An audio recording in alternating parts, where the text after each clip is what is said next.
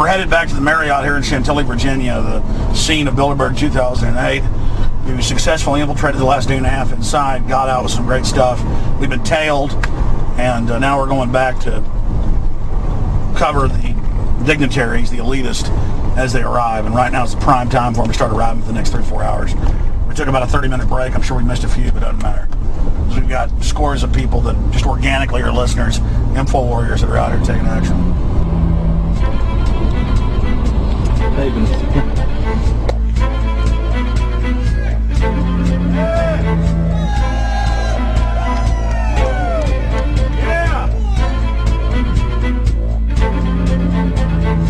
we're going to be out here for the next 3 days while you try to chart the future of our destiny. We're taking our destiny back. You're not our gods or our masters.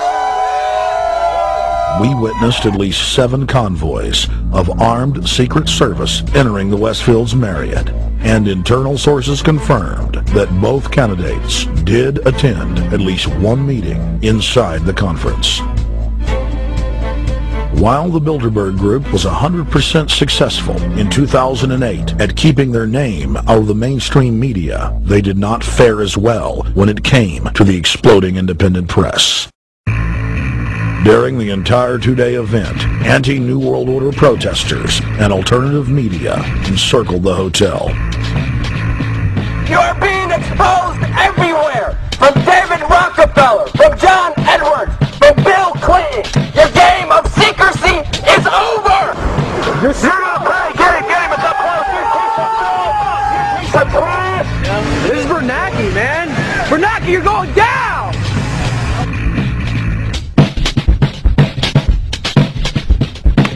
Obama, we know you're here, Obama.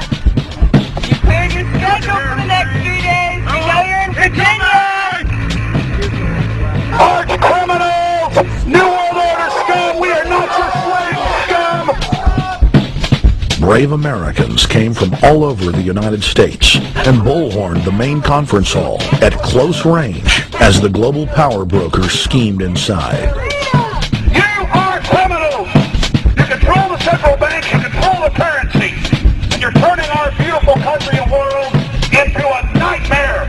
The global elite are desperate to keep their organizational meetings a secret. They are keenly aware that if the population discovers that policy is being developed covertly by powerful special interest, the people will revolt.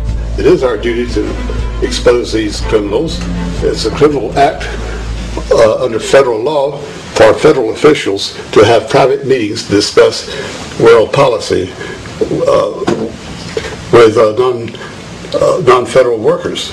So everybody from the State Department, Treasury Department, White House, Defense Department, and others who show up, as they always do, they're committing a criminal act simply by being here to attend a secret meeting with officials from other countries to discuss U.S. policy in the world. So literally it's a criminal act. And every newspaper, every broadcaster has a patriotic duty to expose these scum and the evil they project. The election primaries served as a great diversion while the true future course of the nation was being set behind closed doors.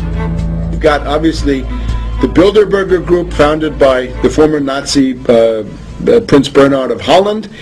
You've got the Trilateral Commission, founded by David Rockefeller's Zbigniew Brzezinski. They're the ones who ran the Carter administration. Everybody in the Carter administration, from Carter and Mondale and Volcker and Brzezinski, were all members of the Trilateral Commission. Founding member of rap sensation Public Enemy, Professor Griff, gave us his view of the Obama phenomenon. Barack Obama's been given a pass by the Blue Bloods. He's been given the okay by certain secret societies for them to let him in. I truly believe imperialism and fascism needs a facelift. And that facelift is going to have to be black. And the reason why I believe that, simply because I think they're trying to go into Africa. Well, they're already in Africa. But they want to totally control all the natural minerals that they're going to need to carry themselves into the 21st, 22nd, and 23rd centuries. You follow me? So I think they have to go through a phase of galvanizing the masses of dark-skinned people that truly believe that change needs to come, but the change that they're talking about is not necessarily change for the better as far as the masses of the people. It's probably a better change for them. It's not going to change for us, the little man on the totem pole. And no one looks at the agenda. As long as he positions himself right, have the right tie on, have the right smile, repeats the slogans over and over and drives it home, the average American is just going to swallow it hook, line, and sinker. And we don't even know what the agenda is. Writing in his 1964 book, With No Apologies, Senator Barry Goldwater said, "The Trilateral Commission is intended to be the vehicle for multinational consolidation of the commercial and banking interest by seizing control of the political government of the United States. The Trilateral Commission represents a skillful, coordinated effort to seize control and consolidate the four centers of power: political, monetary, intellectual, and ecclesiastical. What the Trilateral Commission intends is to create a worldwide economic power superior to the political governments of the nation-states involved. As managers and creators of the system, they will rule the future." Bilderberg issues executive decisions and prime directives to its subdirectorates for implementation. The Trilateral Commission takes the Bilderberg Group agenda and executes it through regional roundtable groups throughout Europe, Asia, and the Americas. The Council on Foreign Relations serves as the managing roundtable group in the United States sector. The Council on Foreign Relations has dominated every administration since the days of FDR. The way in which they make policy and rule is that they are a polycentric oligarchical system. You have to be a finance oligarch. Remember, this is not a society ruled by generals, not by priests, not by bureaucrats, not by demagogues, none of those, but by bankers. Bankers rule, and the bankers set up these institutions. They set up things modeled on the Royal Institute for International Affairs, Chatham House, and the Milner Roundtable of the period right after the Boer War, so even before World War I. You had the British setting up these roundtables, institutes with publications and conferences, and this is how they make policy.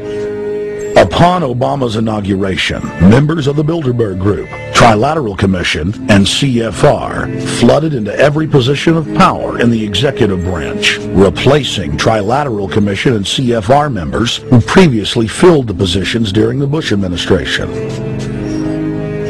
When you look at the U.S. ruling class, you'd have to say that they're a really pathetic bunch of failures and bunglers. They are a miserable excuse for a ruling class. And that's one of the big problems we have, is you go from Clinton to Bush to Obama. What stays the same is the ruling elite that gives these puppets the orders that they act on. And these orders are wrong-headed, let's say, to say the least. They're basically bankrupt. They're going to lead to the collapse of this civilization. What they're doing is using the existence of the United States as a formerly powerful nation-state to act out their Wall Street fantasies of world domination and maintaining their capital structures and maintaining their system of looting. And this can't be done. So the basic question is, they've hijacked our country and you got to take it back from them. You've got to drive Wall Street out of the government, and at that point you'd have a reasonable chance of getting back to prosperity and some kind of peace and order in international affairs. We had a chance to speak with economist and author George Humphrey. They have created a power elite, and we're not talking about the millionaire down the street. You can't even be a member of their club unless you're a multi-billionaire. And friends, this is not about rich versus poor. This is about a very, very small handful of the worst criminal element on this planet, manipulating and destroying the good people of this nation and of this world. About this Obama with change. Look at the people he's